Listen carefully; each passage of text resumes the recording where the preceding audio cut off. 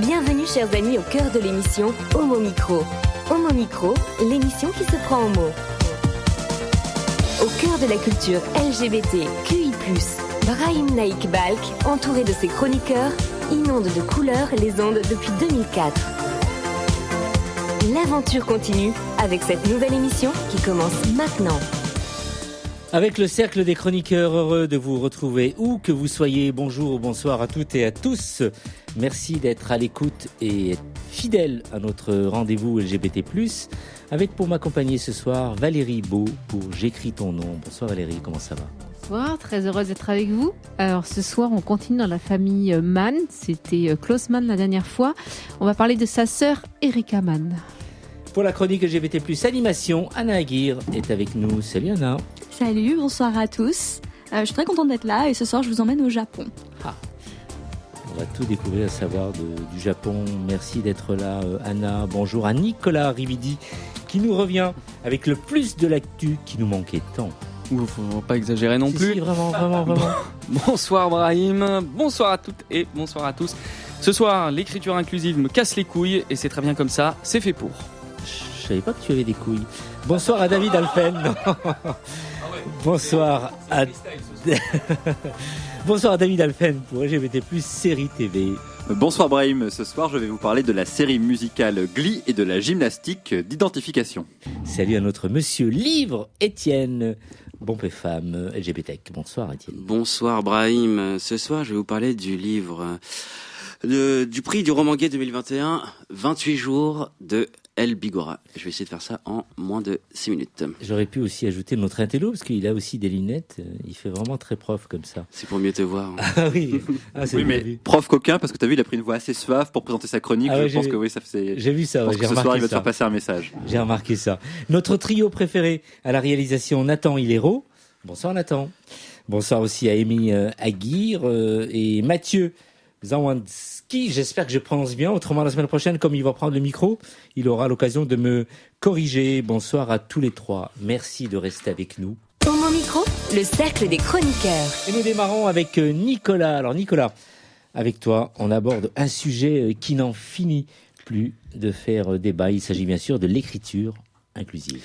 Oui Brahim, alors que certaines et certains académiciens et académiciennes venaient à peine de finir de mouiller leur couche avec le débat sur le point médian, voilà que le Robert, odieux dictionnaire gauchiste, a fait entrer les pronoms yel et yel, respectivement singulier et pluriel, d'un mot valise fusionnant les pronoms il et elle dans sa dernière édition de 2022. Il convient, avant que je n'aille plus loin, que je clarifie ma position. Je ne suis pas un fervent défenseur des écritures alternatives. C'est pas mon truc, je ne suis pas non plus vraiment concerné au premier chef, et puis aussi bien du point de vue genre que non-binarité. Ma conviction profonde, c'est que l'on fait avancer l'égalité par la loi et par l'application stricte de la loi. L'écriture inclusive fait le pari d'une intelligence collective dont je crois que nous sommes profondément dénués. Elle est finalement trop optimiste pour moi qui, depuis trop longtemps déjà, désespère du monde. Ceci étant posé, je n'arrive pas à détacher un sourire en coin face au débat ridicule qui entoure les quelques audaces lexicales venant ponctuer les soubresauts politico-médiatiques du moment. Il faudrait que le péril soit bien grand pour justifier une telle emphase, et de péril il n'y a point, sinon celui de voir sombrer les ultimes vestiges d'une société archaïque qu'une vaguelette et non un raz-de-marée fantasmé suffira à engloutir. Ainsi donc, l'outrecuidant Robert a donc décidé, au rang des ajouts annuels de son dictionnaire, de consacrer un nouveau pronom. Alors les adorateurs du Becherel, qui d'ailleurs ne savent pas l'écrire, les adorateurs du Becherel donc sont en PLS. Jean-Michel Blanquer a fait 3 malaises, Alain Fielkelkraut a dû être hospitalisé, Éric Ciotti en appelle à l'armée, Brigitte Macron trouve que 2 pronoms c'est bien, en oubliant qu'en français il y en a déjà presque une vingtaine. Enfin, bref, une situation quasi insurrectionnelle. On est face à ce que l'on a coutume d'appeler chez nous un débat apaisé. Il faut noter que Homo Micro d'ailleurs était aux avant-postes, puisque Annabelle nous régale d'une chronique arporielle depuis déjà pas mal de temps. Rappelons tout de même que le petit Robert s'est aussi enrichi cette année de mots comme proprioception, shawarma ou encore vlog ou distanciel. Ces mots visiblement, eux, ne semblent poser aucun problème, bien qu'ils puissent aisément être accusés aussi de salir notre si belle langue française.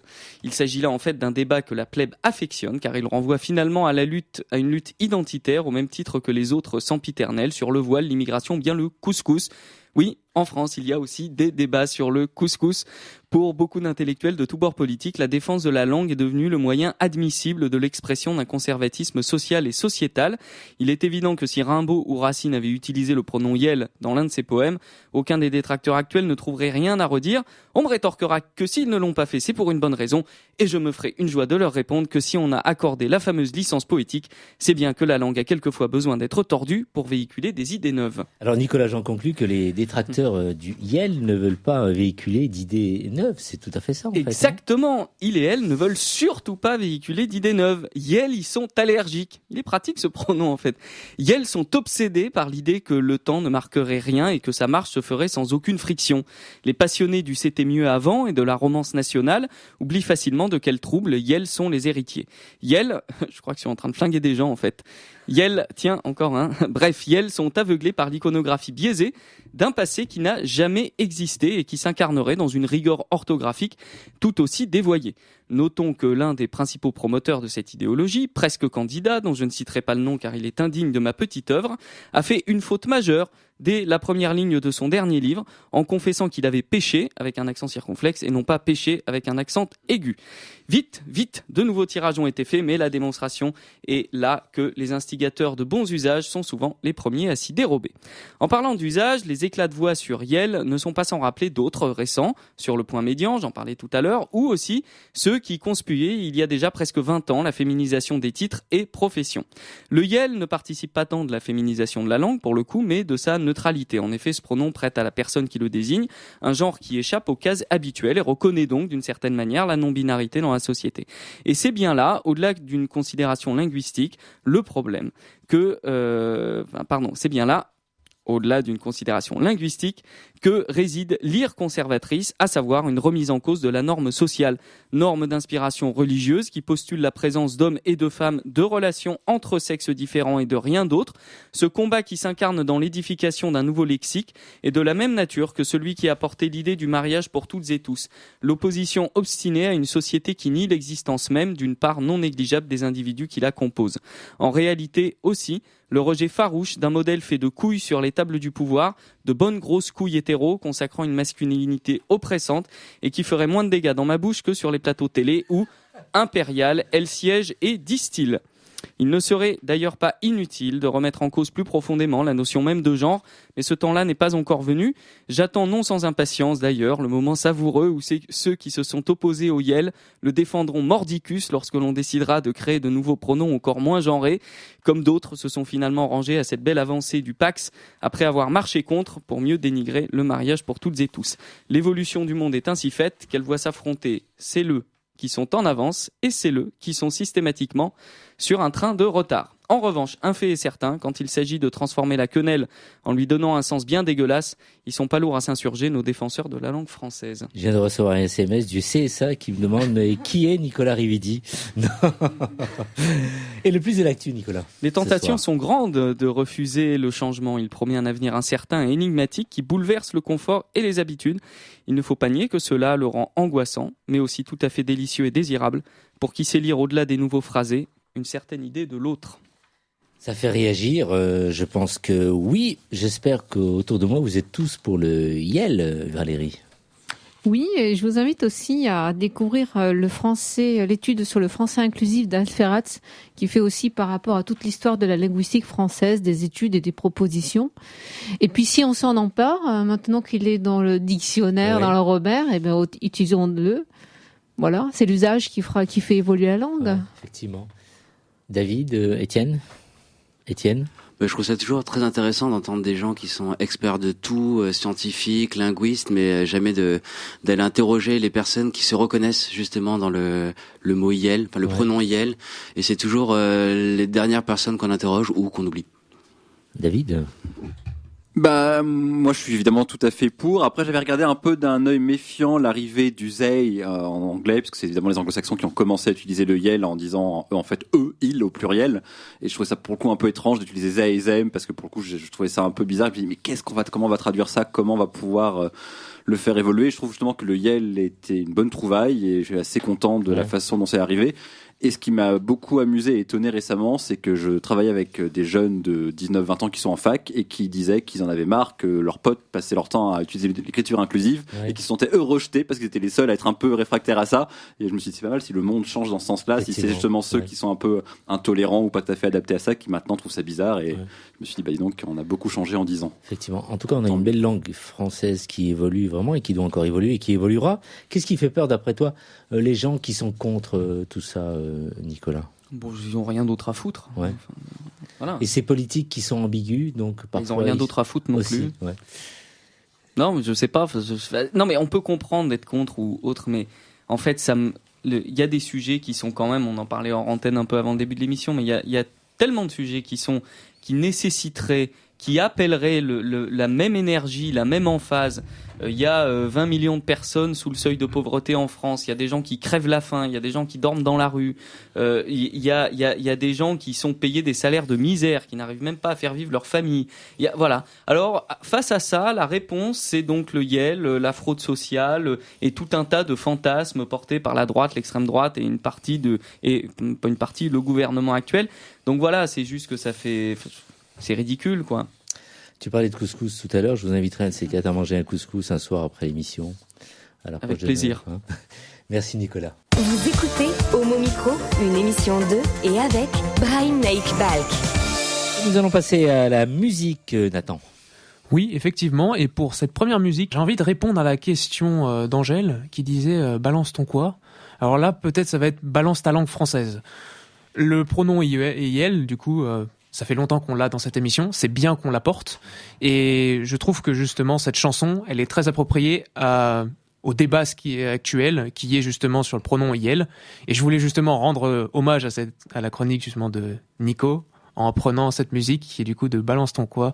On écoute ça maintenant. Ils parlent tous comme des animaux, de toutes les chattes, ça parle mal. 2018, je sais pas ce qu'il te faut, mais je suis plus qu'un animal. J'ai vu que le rap est à la mode et qu'il mange mieux quand il est sale. Bah faudrait peut-être casser les codes, une fille qui l'ouvre, ce serait normal. Balance ton quoi. Même si tu parles mal des filles, je sais qu'au fond t'as compris. Balance ton quoi, un jour peut-être ça changera. Balance ton quoi. Donc laisse-moi te chanter, aller te faire Moi je passerai pas à la radio, parce que mes mots sont pas très beaux. Les gens me disent à de mes mots, pour une fille belle t'es pas si bête, pour une fille drôle t'es pas si laide. Tes parents et ton frère ça aide. Oh tu parles de moi, c'est quoi ton problème? J'ai écrit rien que pour toi, le plus beau des poèmes. Laisse-moi te chanter, aller te faire oui je serai poli pour la télé, mais va te faire balance ton quoi.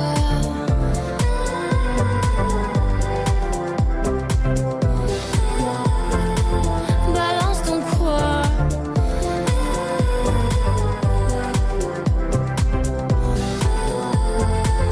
Balance ton quoi. Un jour peut-être ça changera. Y a plus de respect dans la rue, tu sais très bien quand t'abuses. Balance ton quoi. Balance ton quoi. Laisse-moi te chanter, aller te faire moi je passerai pas à la radio, parce que mes mots sont pas très beaux.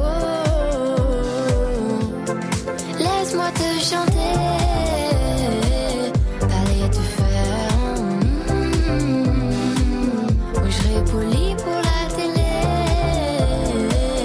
mais va te faire balance ton quoi.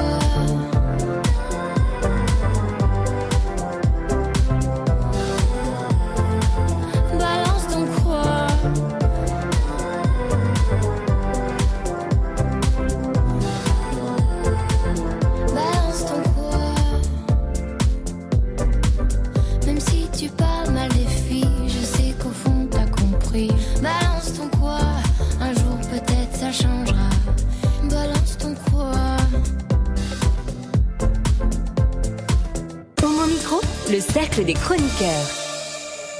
Cœur avec autour de moi Anna, que vous entendrez tout à l'heure, Étienne, David également. Vous venez d'entendre notre ami Nicolas Rividi qui nous a parlé de Yel. Il est bien sûr tout à fait pour. Et nos 3 réalisateurs, Nathan, Amy et Mathieu, qui sont avec nous. Et on va écouter une Yel, Valérie Beau, pour J'écris ton nom.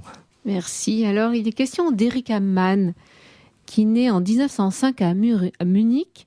Et avec son frère Klaus, ils sont les enfants terribles de l'écrivain Thomas Mann, dont je vous parlais il y a quelque temps. Erika fait ses études d'art dramatique à Berlin et jouera dans Jeune fille en uniforme en 1931, à savoir que c'est le premier film qui met en scène la passion d'une élève pour sa professeure. Erika dira plus tard de sa jeunesse: pendant les années folles, on aimait la scène et les bars, on se passionnait pour les petits et les grands scandales. Anne-Marie Schwarzenbach, dont j'ai aussi fait une chronique auparavant, rencontre Erika et est amoureuse d'elle en 1930. Elle lui écrit: il n'y a rien hors de toi qui soit si charmant, si consolant et qui donne tant de courage, et je ne veux rien d'autre que toi. Le livre, écrit avec son frère à travers le vaste monde, est un franc succès. Elle en témoigne.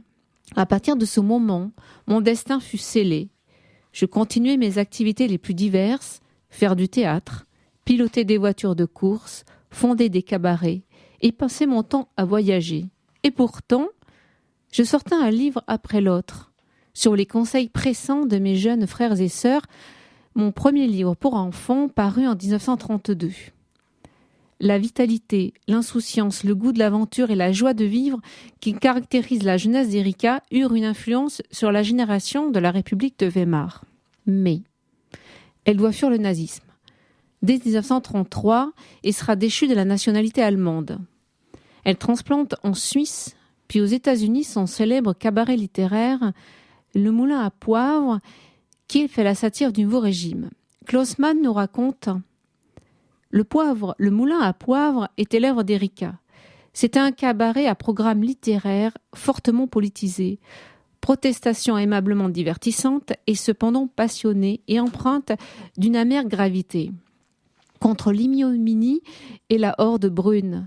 Les textes de la plupart des numéros, chansons et poèmes, sketchs.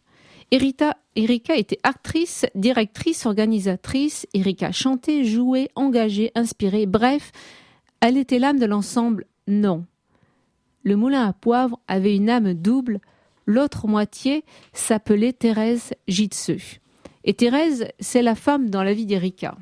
En 1935, Erika contracte un mariage blanc pour acquérir la nationalité anglaise. En 1937, elle part pour New York.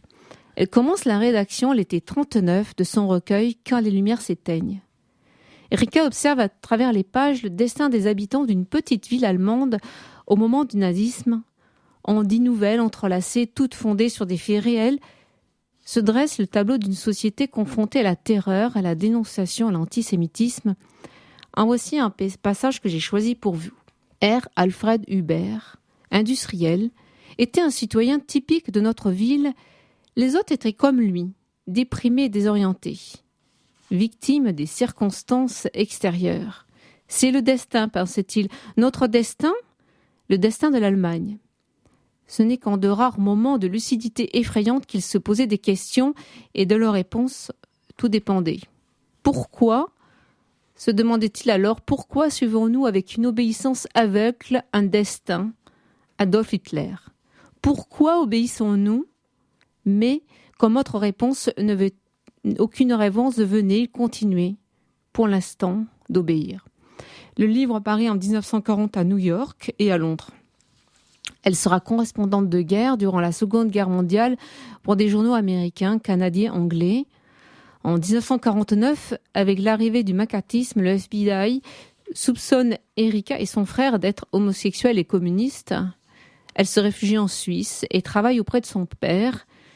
Elle écrit La dernière année, ouvrage consacré à son père, dont elle cessera de partager l'immense œuvre. Elle décède en Zurich, 1969. Triste histoire, et ça fait réagir autour de nous. Mais rappelle-nous un peu ta motivation, justement. Tu nous avais parlé donc il y a quelque temps Eh bien, une personne m'a fait rencontrer une autre par les textes, par Anne-Marie Schwarzenbach, qui était tombée amoureuse de cette fameuse Erika. Donc, je me suis dit, tiens, qui est cette femme? Et entre-temps, effectivement, j'ai aussi découvert Klaus Mann. Et donc, Klaus parle beaucoup de sa sœur. Et effectivement, je voulais parler d'Erika. Et je suis en train de terminer ce livre quand les lumières s'éteignent. Et c'est absolument édifiant. Je vous conseille, je vous encourage de le lire. Il est sorti en poche. Et ce sont des faits comme ça, insidieux, d'absurdité, de bêtises qu'elle explique. Ouais. Et on découvre ce que c'est l'Allemagne dans les années 30, en fait. C'est une femme, Erika, au début, qui a une vie, on va dire, un peu facile. Une famille quand même de lettrés. Et puis, ils observent la montée du nazisme. Et en fait, on savait à l'extérieur, lorsqu'ils venaient en France, ils venaient régulièrement en France, on savait ce qui se passait en Allemagne. Et pour les Allemands, c'était aussi terrible. C'était une dictature qui était vraiment foudroyante. Merci en tout cas de nous rappeler tout ça, de nous le dire. Mais on apprend en tout cas, Nicolas. Oui, et je crois que ce que montrent les deux chroniques sur Erika Mann et son frère, et Klaus Mann, c'est que les Lumières étaient allemandes entre 1920 et 1933. C'est là qu'était la science, c'est là qu'était la littérature, voilà. Et on voit qu'un pays très lumineux peut sombrer dans l'obscurantisme en un temps extrêmement court. Et donc c'est une leçon pour nous aussi aujourd'hui de pas se croire à l'abri parce que on aurait la liberté, les lumières, la pensée, etc. Preuve est faite que ça suffit pas. Les lois néfastes peuvent aller venir très vite. On le sait jamais suffisamment en fait finalement. Les jeunes ne s'y intéressent pas forcément et même des adultes comme par exemple moi, il faut une Valérie Beau pour nous Alors éclairer. même si on a appris l'histoire, même si on connaît l'histoire, même si on donne les faits essentiels, effectivement quand on glisse dans la vie, dans le quotidien, ce que ça pouvait être et l'absurdité ambiante et puis cette envie de fuir parce que effectivement les personnes étaient déplacées, un commerçant qui n'avait un chiffre d'affaires pas assez important était obligé de fermer et de devenir ouvrier. Donc une sorte d'esclavagisme qui se répand dans toute la société. Tour de table, ça vous fait réagir? Tiens, le littéraire, notre ami Étienne. C'est ce que je trouve magique dans la littérature, c'est que un texte on appelle un autre, et c'est tout un univers qui s'ouvre qu'on n'imaginait même pas, et c'est vraiment hyper intéressant en tout cas. David? Non, moi Valérie, il faut que je te fasse une confession. J'ai eu une très courte absence au début de ta chronique et je suis revenu au moment où tu as dit j'ai sorti un livre pour enfants en 1932 et donc je t'ai regardé, je me suis dit dis donc c'est quoi ton secret de jeunesse? Comment tu fais pour être aussi bien conservé? Et je vais te demander finalement comment tu sais la lecture, c'est ça tient jeune. Il ose se dire quand même qu'il n'était pas attentif au début, mais il préparait sa chronique de tout à l'heure, donc il est un peu excusé. Non, mais je suis fatigué en ce moment, mais toute sa chronique c'est passionnante que je réécouterai évidemment en podcast sur Deezer, Spotify ou ailleurs. Il faut nous rappeler justement le podcast. Merci David. Anna? Ben moi je trouve ça très intéressant d'avoir tous ces témoignages du passé et voilà surtout l'histoire de la famille. Moi j'avoue je la connaissais pas du tout. Et c'est super intéressant de voir qu'ils sont tous marqués en fait. Et je suis totalement d'accord avec ce que disait Nicolas, cette histoire des lumières qui étaient allemandes à ce moment-là, et de voir comment un pays peut sombrer dans le chaos et très rapidement quoi. Alors beaucoup d'auditeurs depuis quelques semaines nous disent mais écoutez on n'entend pas nos amis réalisateurs qui à chaque fois réagissent, mais là pour tout vous dire, et vous saurez tout, la radio est en travaux, donc on est dans un petit studio, on fait notre émission, mais je vous garantis que la prochaine fois, ils auront l'occasion et le loisir de prendre la parole quand ils voudront. Merci Valérie. Homo Micro, le cercle des chroniqueurs. Et nous enchaînons tout de suite avec Anna, que vous venez d'entendre, LGBT+, animation. Anna, ça faisait donc longtemps que tu n'avais pas parlé d'animé. C'est bien ce que je me disais, et du coup j'ai décidé de vous parler d'un de mes animés préférés, dont j'ai regardé à nouveau les épisodes il y a pas longtemps, parce que j'avoue j'aime bien regarder ce que j'adore. Et du coup on va partir dans le domaine du sport, et plus particulièrement du patinage artistique, avec l'animé Yuri on Ice. Donc cet animé de 12 épisodes est sorti en 2016, il est réalisé par Seiya Yamamoto et scénarisé par Mitsuru Kubo. L'histoire nous raconte, nous parle de Yuri Katsuki, qui est un jeune patineur japonais. Alors qu'il participe à une compétition particulièrement importante, ce talentueux patineur est écrasé par la pression et voit s'envoler toutes ses chances de victoire et il se met à enchaîner que des défaites en fait. Et il commence à douter de lui. Donc il décide de retourner dans sa ville natale, il s'enferme chez ses parents, ne sachant plus très bien s'il doit continuer ou pas, ou s'il doit tout abandonner. Et un jour, il reproduit à la perfection la chorégraphie de son idole, le patineur russe Viktor Nikiforov, attirant l'attention de celui-ci qui décide de venir l'entraîner après avoir vu sa performance.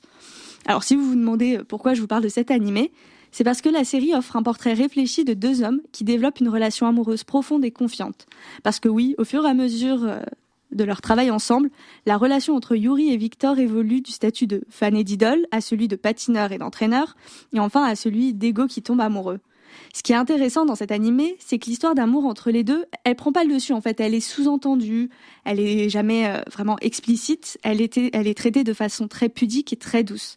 En fait, l'écriture est super intelligente parce que ça prend pas le dessus sur le message premier de l'histoire qui est le comeback de Yuri et l'ode au dépassement de soi.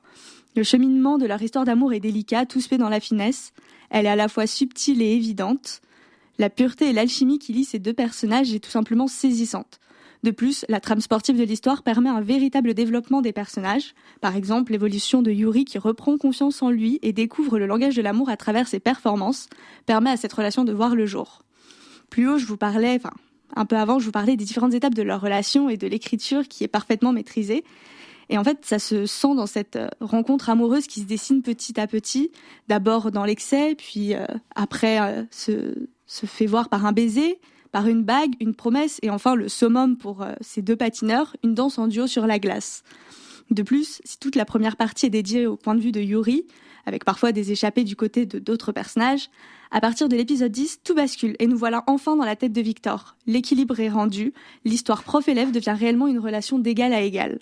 Alors cette histoire d'amour promet d'être belle, mais n'est-elle vouée un peu d'un triste sort, je dirais ? Justement non. Un autre point qui est à mon sens vraiment important de souligner, c'est la manière dont l'histoire d'amour est perçue dans l'animé. La télé nous habitue à des histoires d'amour LGBTQI+, tragiques, on connaît, où le chemin des concernés est semé d'embûches, de séparation, d'homophobie et j'en passe. Cependant, ici, au fur et à mesure que la série progresse, on se rend compte que Yuri et Viktor ne sont pas confrontés au genre de discrimination que les personnes LGBTQI+, ont l'habitude de voir dans la vie réelle et à l'écran. Cette absence de discrimination est un choix délibéré.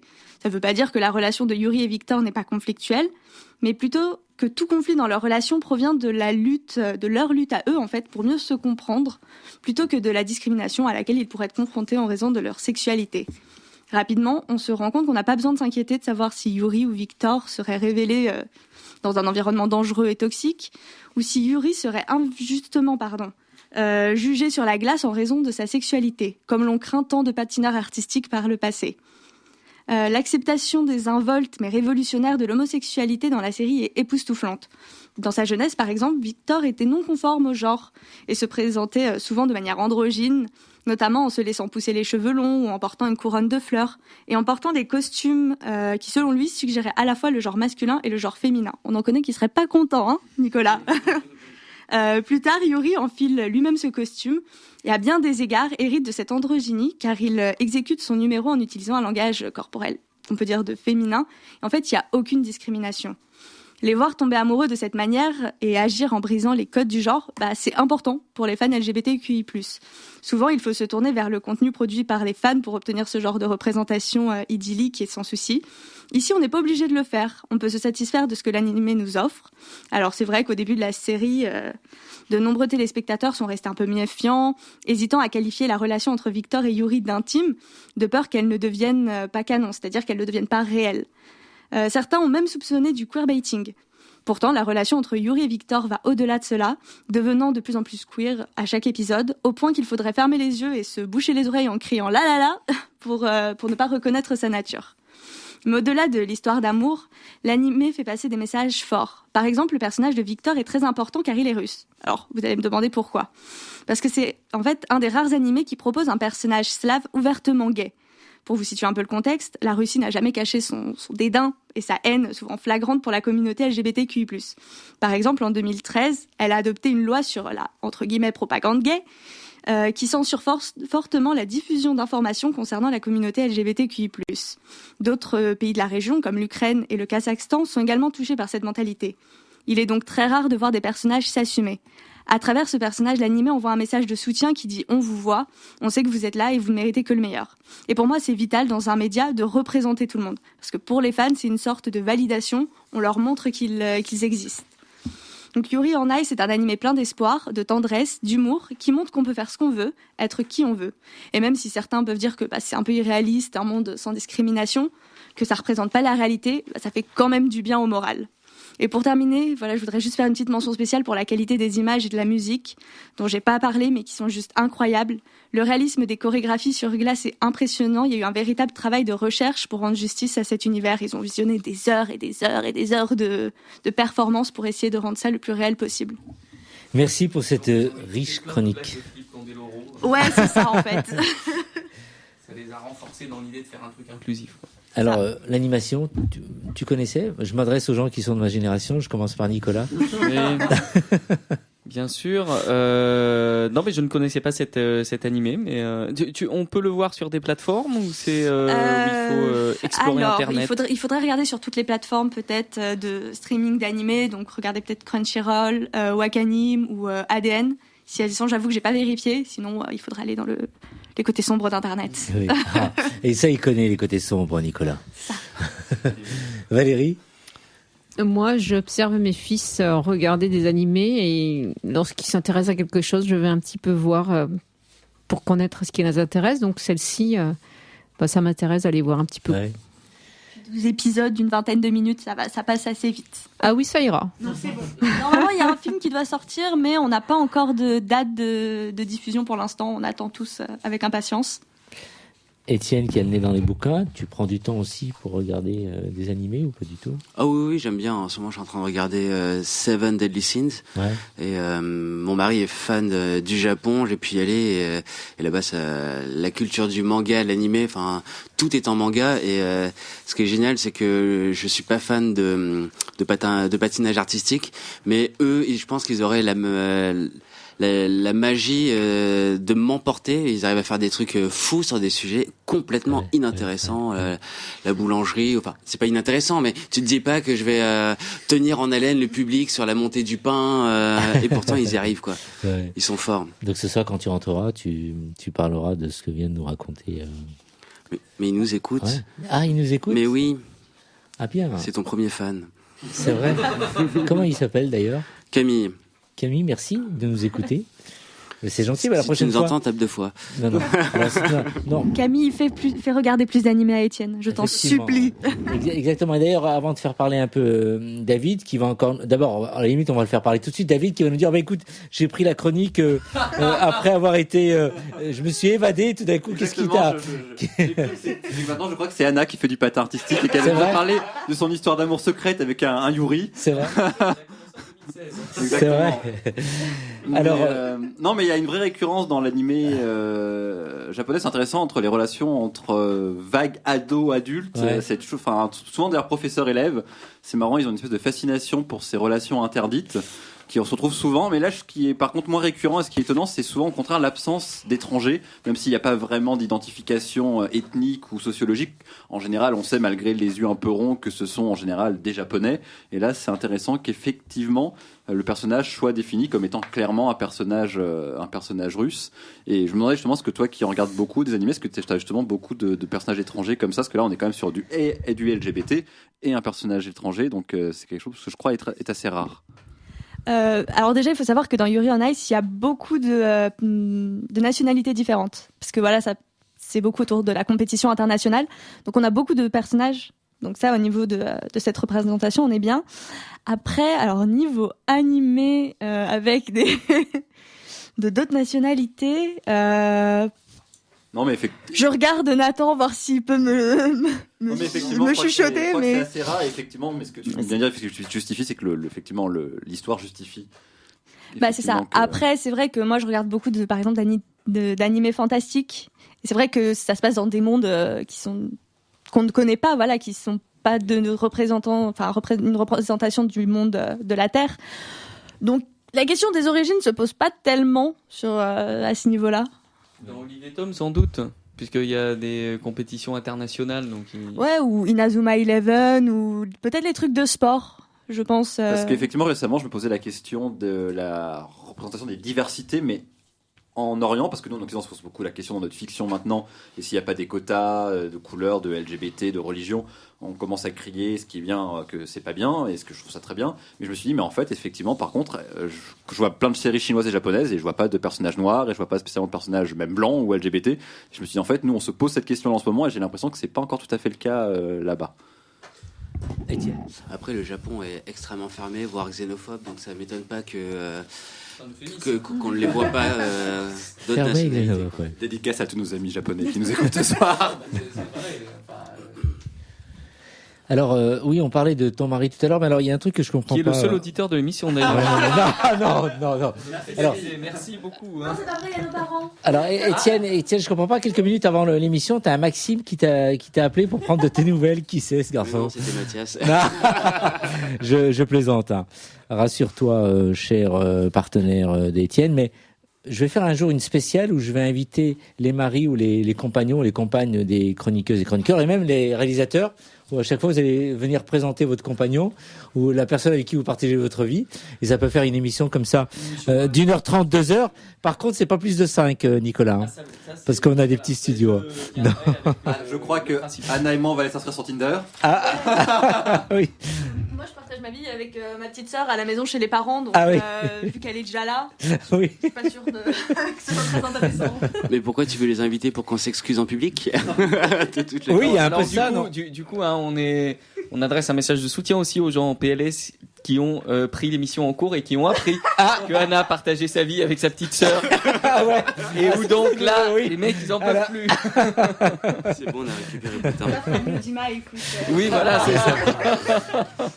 Merci, Anna. Homo Micro, l'émission LGBTQI+, qui se prend au mot.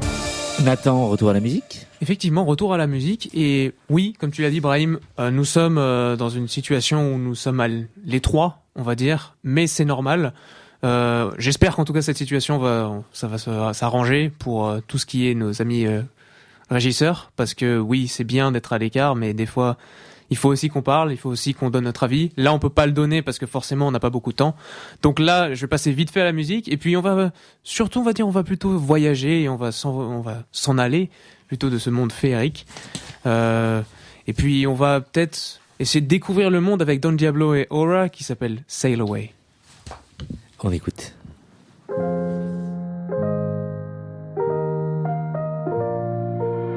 Uncharted waters, they're deep and darker. Hey now, no stars to follow, but I got no fear when we are sailing away.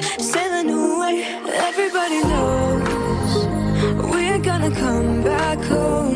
We just wanna go wherever the wild wind blows. I got all that I need when it's just you and me. We go into the blue. Everybody knows we're sailing away, sailing away.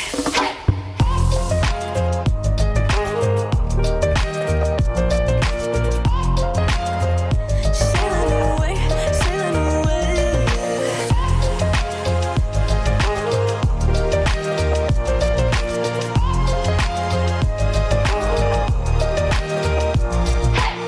Your eyes like oceans, deepest emotions. Hey now, two hearts to follow, but we got no fear when we are sailing away. Everybody knows we're gonna come back home. We just wanna go wherever the wild wind blows. I got all that I need when it's just you and me. We go into the blue. Everybody knows we're sailing away, sailing away.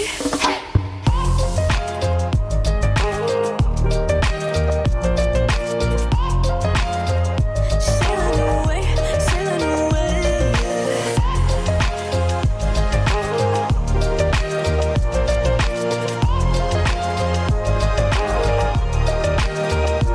Everybody knows we're gonna come back home. We just wanna go wherever the wild wind blows.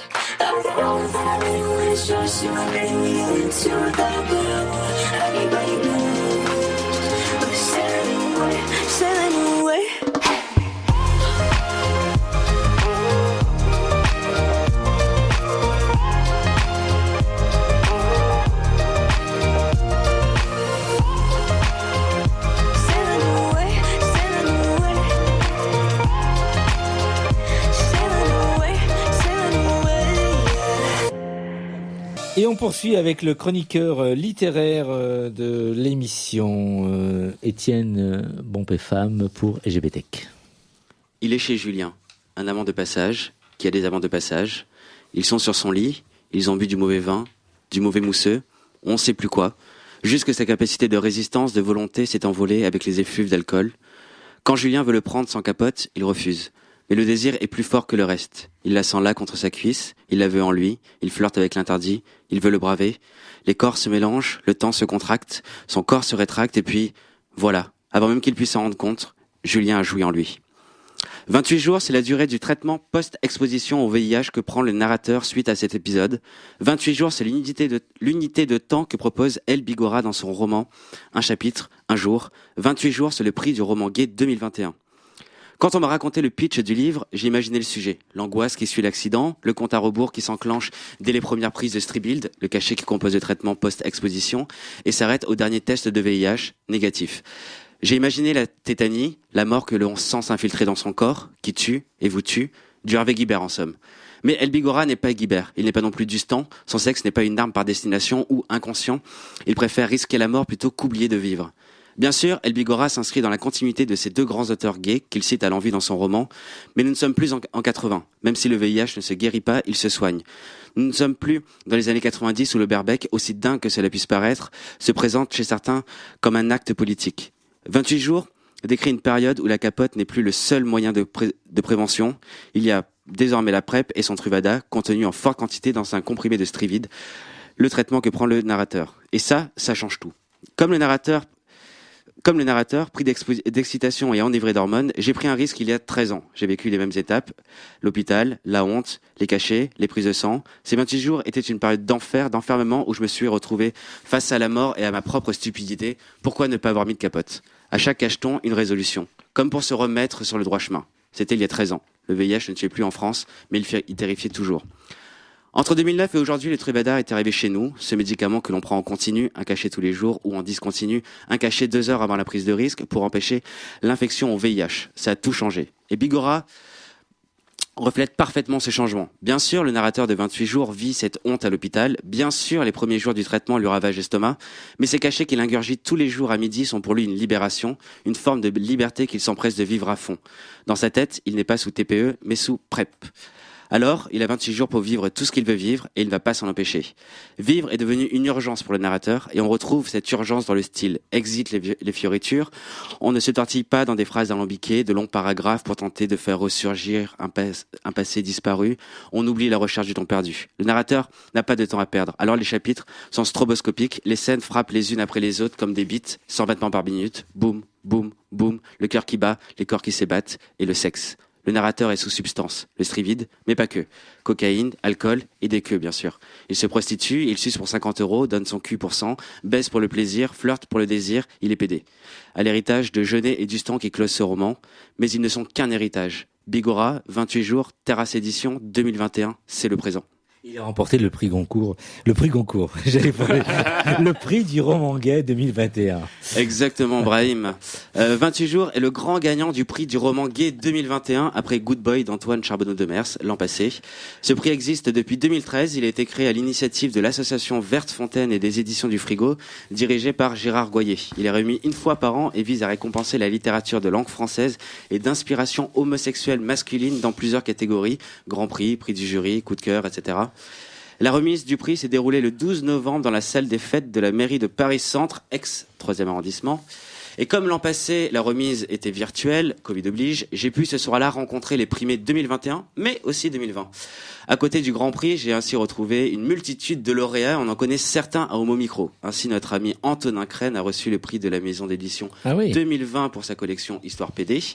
Notre amie Valérie Beau, ici présente ce soir, a reçu le prix du recueil collectif 2021 aux côtés de 94 autres auteuristes et artistes pour leur livre Stonewall. Wissem Belgacem a reçu, lui, le prix du récit autobiographique pour Adieu ma honte, dont on avait parlé avec Annabelle en début de saison. Et Arnaud Arseny, qu'on a accueilli la saison dernière, a reçu... Par téléphone, de Belgique, ouais. Tout à fait. Et lui, il a reçu le coup de cœur du prix du roman gay pour Cortisol Queen. Bon, je ne vais pas tous les citer, parce qu'il y a plusieurs dizaines, 2 ou 3 dizaines de prix sur... Jamais rien reçu. Mais si tu le dis. Je ne sais pas, je n'étais pas là ce soir-là. Si j'étais né quand même à la sortie de ton livre Un homo dans la cité, on peut le citer de temps en temps. Oui. Qui est très bien au passage. Donc la liste serait beaucoup trop longue, mais si le palmarès vous intéresse, je vous renvoie vers le site des éditions du Frigo pour la consulter. éditionsdufrigo.com. Et Annabelle. Et donc Valérie, mais pardon. toi aussi tu as reçu. J'étais présente et tu as reçu le prix du meilleur premier roman. Mais oui, c'est vrai. Et oui, tu t'oublies. Oui. Mais merci beaucoup. Mais justement. Mais et oui. Bien sûr, ton roman dont tu vas parler. C'était pas prévu, mais je me lance. Allez. En effet, Tu es le bon gay a effectivement reçu le prix du roman gay 2021 catégorie premier roman. Et au-delà de voir la fierté de voir mon travail récompensé, je suis honoré de voir que mon projet s'inscrit dans son époque. Quand j'ai commencé l'écriture de Tu es le bon gay, je voulais normaliser une sexualité homosexuelle non hétéronormée. Tout un programme, vous me direz. Je voulais écrire le livre que je voulais lire et que je ne trouvais pas. Un homme en couple ouvert, heureux et équilibré, où le malheur ne vient finalement pas d'une problématique endogène, mais d'un regard exogène posé par la société qui vient foutre en l'air l'équilibre du narrateur. En 2021, cette histoire est parue, mais elle n'est plus seule. Des livres contemporains qui parlent de sexe gay et qui se lisent à 2 mains se bousculent sur nos rayons. Tu es le bon gay, bien sûr, mais aussi Good Boy d'Antoine Charbonneau de Merse qui a été récompensé l'année dernière, Journal sexuel d'un garçon d'aujourd'hui d'Arthur Dreyfus, Cortisol Queen d'Arnaud Arseny et 28 jours de El Bigora dont je viens de parler. Alors merci aux organisateurs de ce prix, aux maisons d'édition et à ces auteurs qui permettent enfin de trouver cette diversité dans la diversité, tant prônée par David Elfen, tant réclamée par les lecteurs ou plus globalement par la communauté LGBTQI+. Merci Valérie d'avoir mis en lumière Étienne qui méritait quand même qu'il parle de lui quelque part. Tout à fait. Merci Étienne. Homo Micro, le cercle des chroniqueurs. Nicolas. Juste, je vais faire le vieux con, mais on meurt encore du sida en France et on meurt encore du sida en Europe. Il y a à peu près 6000 personnes qui meurent du sida chaque année en Europe, dont un certain nombre en France, donc voilà. Mais c'était ma minute vieux con, voilà. Effectivement, tu as raison. C'est important de le répéter. C'était important, effectivement. LGBT+, série TV, David, aujourd'hui. Retour à ta chronique sur les représentations LGBT dans les séries télé. Tu vas nous parler de la série Glee, de son créateur Ryan Murphy et de ce que tu appelles la gymnastique d'identification. Oui, tout à fait, Brahim. Glee, c'était drôle et inattendu. Inattendu de la part de l'un de ses 3 auteurs. La série a été lancée en 2009 sur la chaîne américaine Fox par Brad Falchuk, Ian Brennan et Ryan Murphy. Peut-être que nos auditeurs connaissent d'ailleurs Ryan Murphy autour de cette table. Je ne sais pas, est-ce que vous savez quelle série Ryan Murphy a créée juste avant Glee ? Exactement, tout à fait. Et c'était Nip Tuck en 2003. Et aux premiers abords, Nip Tuck, on peut pas dire que la sensibilité queer et LGBT de son créateur était évidente. L'histoire de Nip Tuck, si vous l'avez oublié, 2 chirurgiens esthétiques roulent des mécaniques à Miami, enchaînent les femmes comme les stations de métro de la ligne 13 et cultivent un hétéromachisme dégoulinant. Et pourtant, ces 2 hommes ont une assistante lesbienne, un personnage transgenre fait rapidement son apparition, et la relation amicale des 2 hommes devient de plus en plus ambiguë au fur et à mesure que la série avance. Ryan Murphy a joué le jeu du patriarcat pour mieux le dénoncer, par touches subtiles et discrètes. Mais l'écart avec Glee reste surprenant, là où Nip Tuck était très sombre et torturé, Glee est doux, tendre et coloré, et musical, puisque Glee, c'est avant tout une comédie musicale en 121 épisodes. Les clichés existent pour une raison, qui dit comédie musicale dit public queer, là où Nip Tuck était crypto-gay, Glee va être totalement et absolument gay. Alors David, dis-nous, qu'est-ce Il y a de si LGBT friendly dans Glee. Eh bien, dès le premier épisode, Brahim, les spectateurs font la connaissance de Kurt Mull, un jeune homme très féminin. Kurt veut rejoindre la chorale du lycée, le fameux Glee Club, le titre de la série, pour tenter de gagner de nombreux concours de chant. C'est un peu le résumé express de la série d'ailleurs. Des jeunes ados et leurs professeurs participent à des concours de chant tout en faisant l'expérience des méandres de l'adolescence. Kurt avoue à une camarade qu'il est gay dès le 3e épisode de la série, ce qui est très tôt.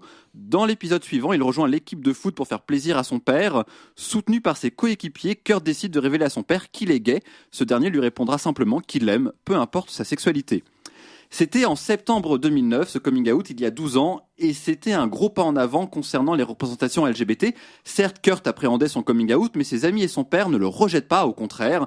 Ils embrassent sa sexualité, les bras ouverts. Un message positif et bienveillant, encore trop rare aujourd'hui, qui m'avait personnellement chamboulé à l'époque. Dans la suite de cette première saison, la sexualité de Kurt va être moins assumée, en tout cas à moitié. Il va tomber amoureux de Finn, l'un des héros de la série, mais Finn, manque de bol, est très hétéro. Amoureux de l'héroïne qui s'appelle Rachel, Kurt va donc passer 20 épisodes à courir après quelqu'un qui ne voudra jamais de lui, une histoire que certains auditeurs ont peut-être vécue, un récit récurrent dans la fiction LGBT. Et qui permet à la chaîne conservatrice Fox, car oui, c'est un comble, Glee, la série ultra progressiste pour ados, et diffusée sur une chaîne américaine conservatrice, de ne pas montrer de gestes d'affection entre personnes du même sexe. Heureusement, le succès mondial de la série, véritable phénomène de société chez les moins de 20 ans, va permettre à Ryan Murphy d'imposer un certain nombre de choses. D'abord, Santana et Brittany, deux personnages féminins, personnages secondaires, elles vont prendre de l'importance dans la seconde saison et se révéler bisexuelles et lesbiennes. Ensuite, un nouveau personnage, Blaine, débarque dans la série pour devenir le petit ami de Kurt.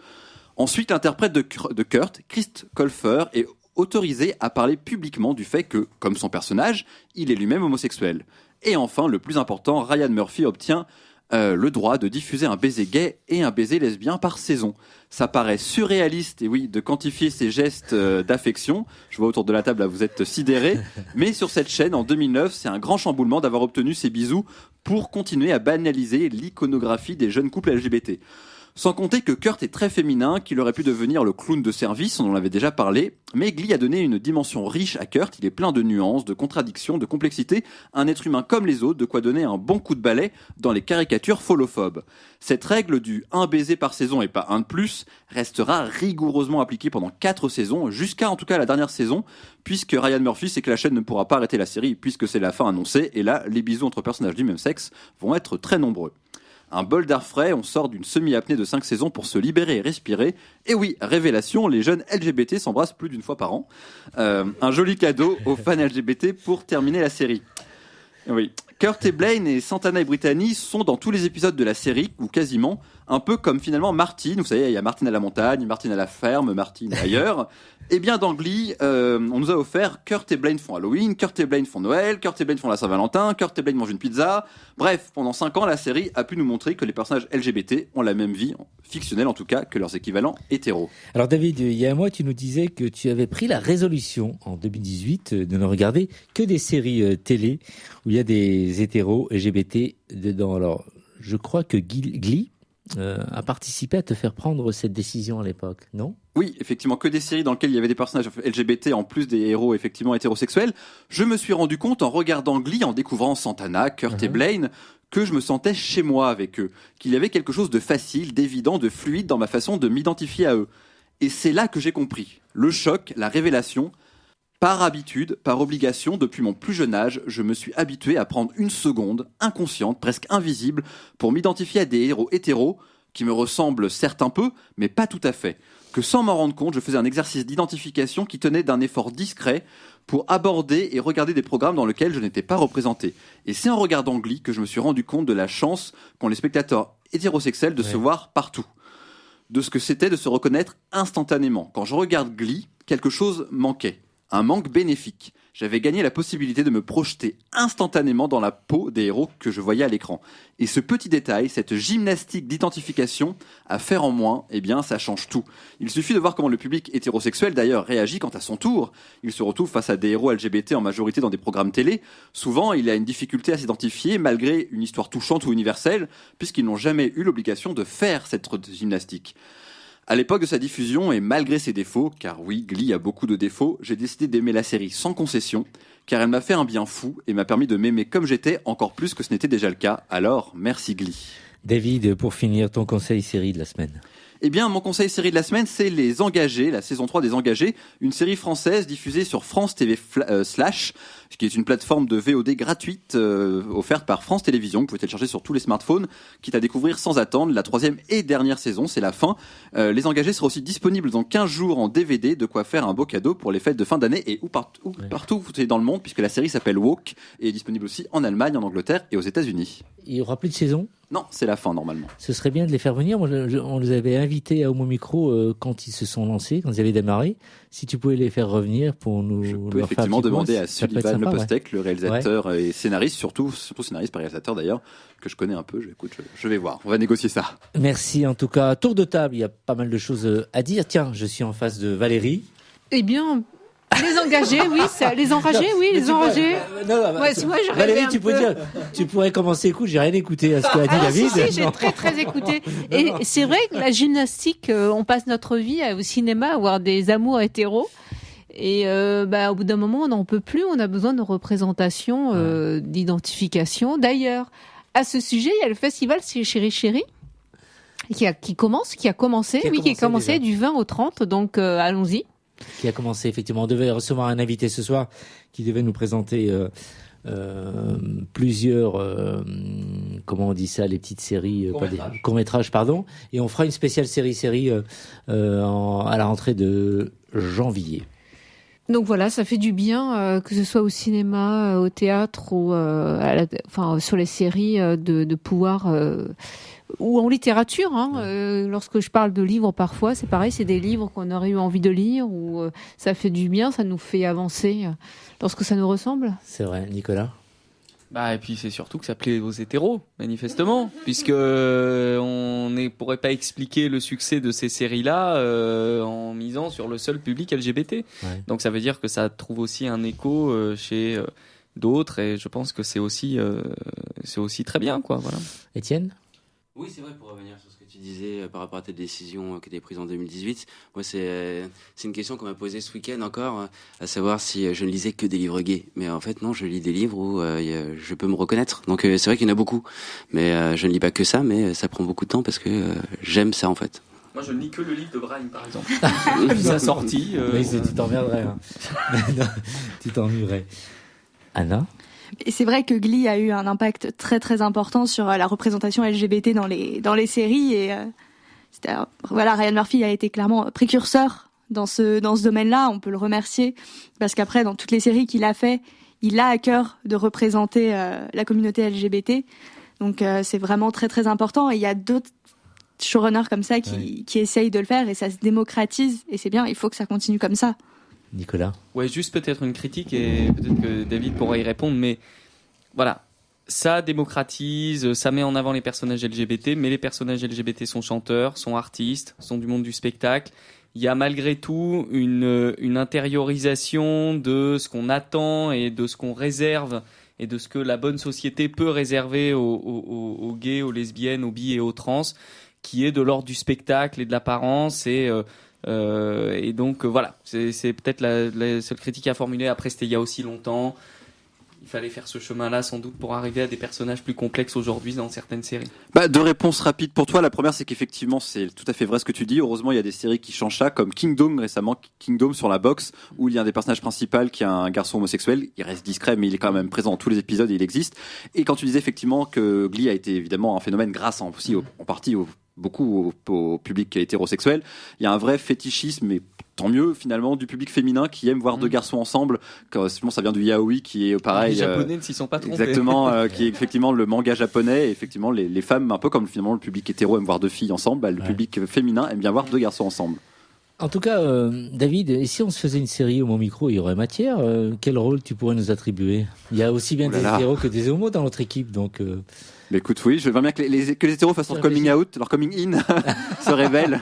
Tiens, ah oui, il y aurait de quoi faire. Mais oui, il y aurait de quoi faire. Merci, j'ai été ravi de partager cette bonne heure avec vous. Merci David, merci Étienne, merci Anna, merci Nicolas, merci Valérie, et merci au réalisateur Amy Merci à Mathieu et merci à Nathan de nous avoir accompagnés, d'avoir maîtrisé l'émission. On était vraiment très heureux ensemble et très très vite en podcast. On vous embrasse. Bon début de semaine à toutes et à tous. Ciao, ciao. Hey! Oh non! Cette émission est maintenant terminée. Mais un conseil, retrouvez l'ensemble des podcasts d'Homo Micro, l'émission qui se prend au mot, sur toutes les bonnes plateformes de streaming.